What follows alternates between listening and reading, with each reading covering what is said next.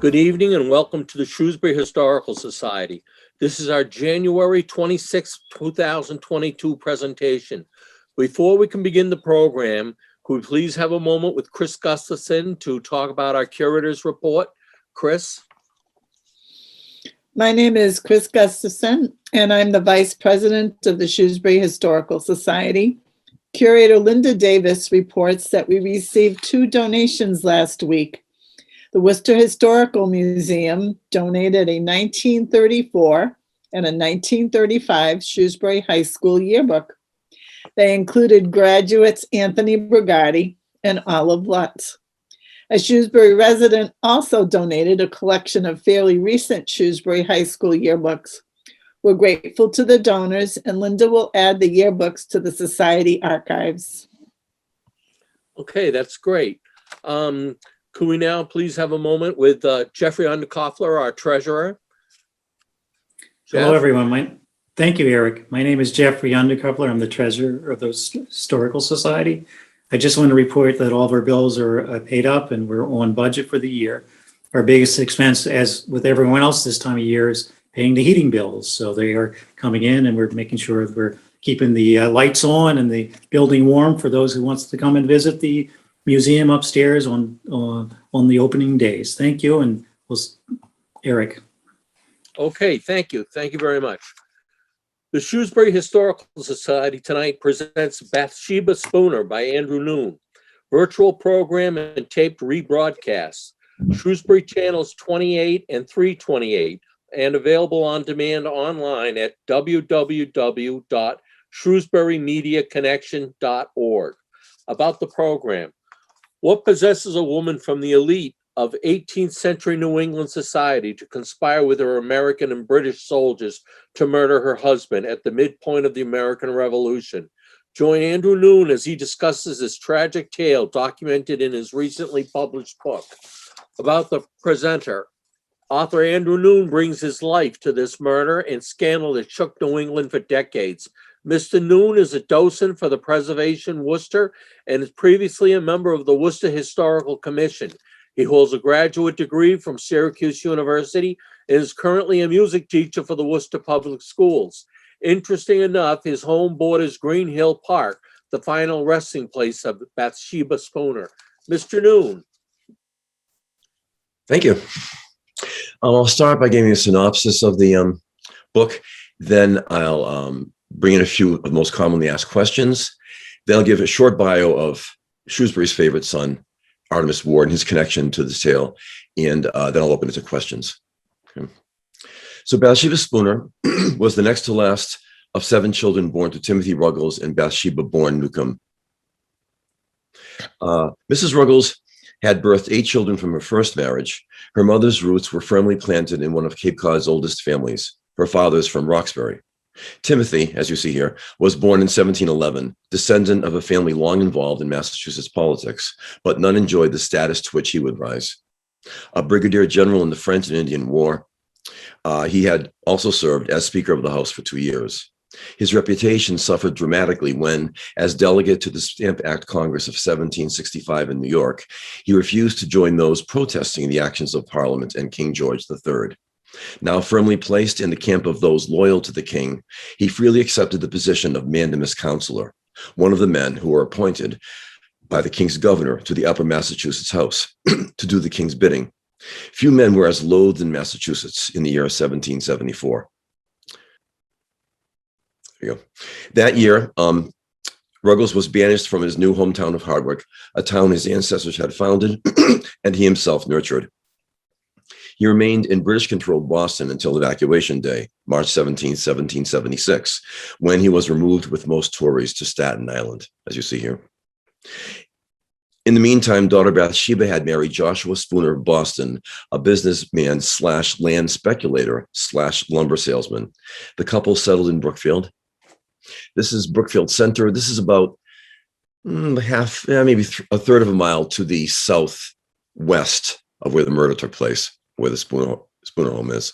So it's just to the right of this slide, up the street a bit. The couple settled in Brookfield, not far from nearby Hardwick.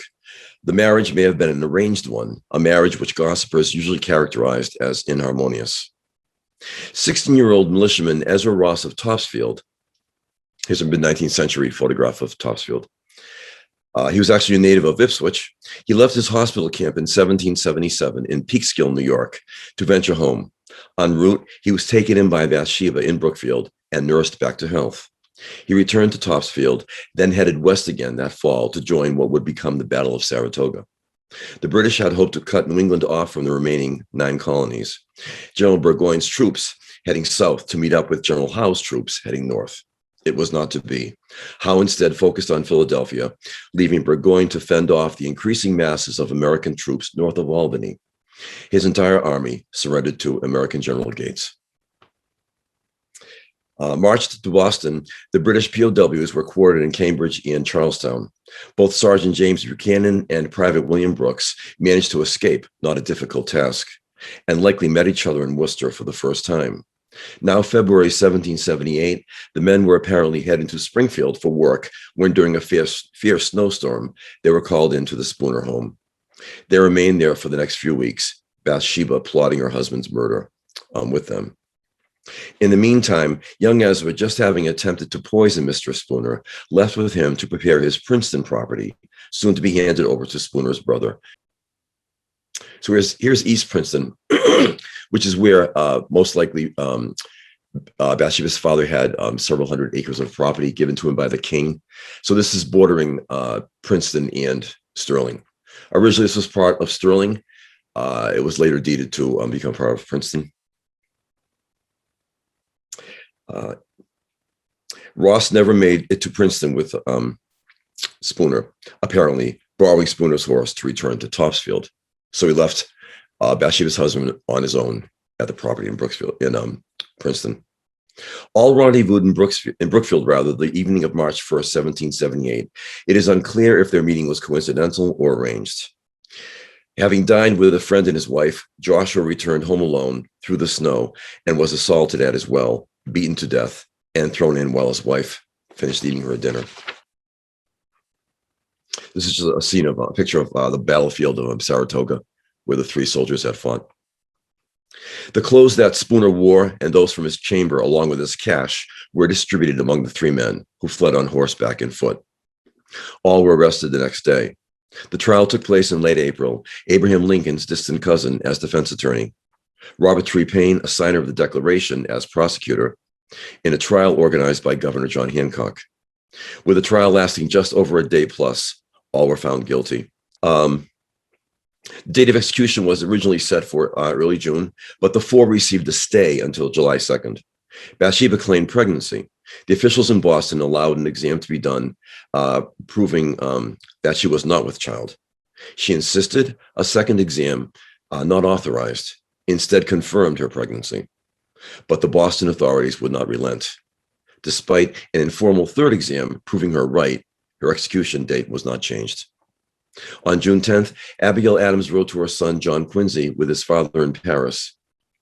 The modern history of our own times furnishes as black a list of crimes as can be paralleled in ancient time, even if going back to Nero, Caligula, or Cesare Borgia. There's almost no question that Abigail had in the back of her mind, the front of her mind, the Spooner case, which was being covered in all the newspapers at the time. All 4 accomplices were hanged July 2nd. An autopsy requested by Bathsheba confirmed her pregnancy of 5 months with a male child. Timothy Ruggles eventually found his way to Nova Scotia, where, as a loyal servant to the crown, he was granted a multi-hundred-acre estate, which he fostered as he had his legendary estate in Hardwick. His wife chose to stay behind in Massachusetts with their son. Timothy died in 1795 and was buried near his home in Nova Scotia. To this day, the burial site in Greenhill Park of Bathsheba and her unborn son has never been located. It remains Worcester County's favorite mystery. So Artemus Ward again, Shrewsbury's favorite son. And I'm probably preaching to the choir with this, but I'll read a little bio. Ward was chosen as a juror for the Spooner trial. He graduated from Harvard in 1748, a generation after Timothy Ruggles, Bathsheba's father. 2 years later, he married Sarah Trowbridge of Groton. The Wards resided in Shrewsbury, where they operated a general store, parenting 8 children over the next 15 years. Ward served as Worcester County assessor in 1751, a year later elected to the General Court. A major during the French and Indian War, Ward served in Western Massachusetts and was part of the force attempting to take Fort Ticonderoga, but could not continue due to poor health. Ward served alongside Samuel Adams and John Hancock on the colony's taxation committee. His frequent criticism of Parliament's actions prior to the Revolution resulted in the revocation of his military commission. His 3rd Regiment resigned as a group from British service in late 1774 and elected Ward as their leader. Ward was soon named as general and commander-in-chief of the colony's militia until Washington's arrival in July of 1775. Ward commanded the forces besieging Boston. Although not the on-site commander of the Battle of Bunker Hill, Ward oversaw its preparations. He also directed the arrival and placement of cannon brought to Boston in March of 1776 after their legendary winter trek from northern Vermont under the guidance of Henry Knox. Later serving as Chief Justice to the Court of Common Pleas, as had Timothy Ruggles earlier done. Like Ruggles, he too served as Speaker of the House, during which time he faced down the rebels of Shays' Rebellion in 1786 on the steps of the Worcester County Courthouse. In that same courthouse, which still stands on Massachusetts Ave in Worcester, Ward served as juror in our trial. As a middle-aged white male and prominent patriot, Ward was certainly representative of the peers of the jury, hardly peers of Mrs. Spooner, none of whom were women or loyalists. And by this point in our story, likely none of them holding much opinion of Bathsheba's father, Timothy Ruggles, the colony's most infamous Tory. Some of the most commonly asked questions: what inspired you to write the book? When my family bought our first home across the street from Greenhill Park, a friend came by for dinner a few weeks later. He reminded me of the infamous tale of Bathsheba Spooner. A lifelong devotee of Worcester's history, especially as a village during the Revolution, I wanted to learn more. This being the late 90s, besides a mid-19th century essay and the odd article or two, no full-scale study had ever been done. I decided that my first book would tackle the notorious episode. While in the middle of research and with the book about one half written, Deborah Navis, her book appeared in 1999. Well-written and scholarly, I admired her contribution, yet I still hungered for a less academic approach, one which would comprehensively relate the details of the case. While nonfiction, I wanted to tell the story more like a novel, and I wanted to do more than just relate a true-to-life melodrama. Since the early 19th century, historians, poets, and other writers from Eastern Massachusetts have been Boston-centric in their retelling of the colony's role in the Revolution, to the neglect of many other towns. Worcester's contribution to the conflict and the events leading up to the opening gunshot looms dramatically larger than the mere 1,800 residents of 1778. I chose the tale of Bathsheba and her murderous lovers as the frame upon which to reconstruct Worcester's significant role in the rebellion. How did her father's notoriety contribute to Miss Spooner's downfall? Brigadier General Timothy Ruggles, legendary attorney, judge, hero of the French and Indian War, and Speaker of Massachusetts House, in 1765 made clear his devotion to the king when refusing to vote with the colony's delegation to New York in condemning the newly imposed stamp tax.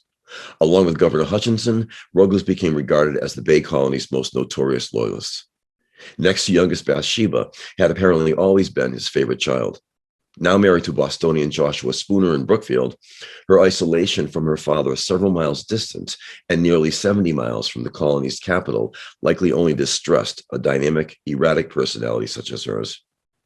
Her father's removal to Staten Island, of course, only worsened the situation, further exacerbated by her own loyalist stance. Was Bathsheba insane? Playing armchair psychologist from nearly 2.5 centuries away is tenuous for a professional. For me, impossible. We can only speculate, and the facts might lend themselves to characterizing Miss Spooner as imbalanced. She had a sharp temper and was involved sexually with at least 2, and more likely 5 men, none of whom were her husband. She freely welcomed 2 enemy POWs into her home, and on occasion, a handsome teenager in her husband's presence. Her actions were often erratic. She allowed her 2-year-old daughter to touch her husband's corpse. She jeopardized the future lives of her 3 surviving children. She lied incessantly. Would we be safe in assuming that she at least exhibited signs of a disordered personality? Although her attorney suggested insanity during the trial, it would take many more decades before such a defense would be admissible in a court of law. And one last question, was teenager Ezra Ross truly guilty, and of what? This is one of the hardest to answer in the overall situation, perhaps the most poignant of the entire saga. Age-wise, the 18th century freely condemned teenagers, but what exactly was his role? It appeared that he had no knowledge of the murderous March 1st plot before that date. He had spent many days before at the Tossfield home. Had Bathsheba sent him any letters while there? Given the slow pace of mail, not likely. He turned up in Brookfield only hours before the murder, which he did discuss with the two British men and Bathsheba. And keeping in mind that weeks earlier he had tried to poison Spooner and had planned to try again before leaving for Topsfield, his background certainly did not incline the jury to consider his role more leniently. Very unusual case. Sure. You know, the whole thing, she's kind of frivolous. She liked men, and it looks like she was heading someplace or trying to get to Boston. Mhm. But it was very good information. Thank you. Yeah. Okay. Thank you, Mr. Noone. Our next Yeah. program will be on February 23rd, 2022, and will be Cabinet Making, a Trade-in Transition by Tom Kelleher of Old Sturbridge Village. Thank you all for coming out tonight. Thanks. Have a good night. Thank you. You too. Take care. Yeah.